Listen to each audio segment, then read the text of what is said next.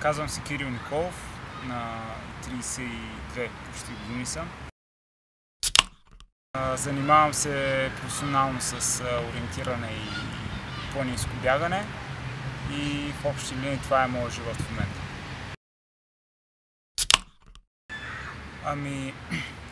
Като бях дете, по-скоро мечтаех. Сега общо взето мечтите са ми цели и смятам, че това е най-добрият начин да ги осъществявам, защото когато е мечта, е нещо, което мечтаеш, а когато ти е цел, е нещо, към което се стремиш постоянно.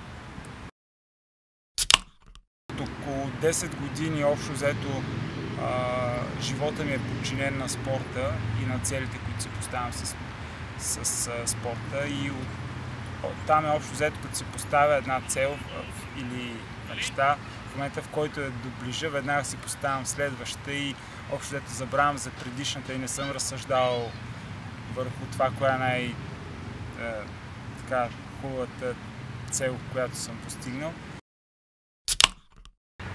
Да си формулират много точно и ясно желанията, защото те се сбъдват рано или късно.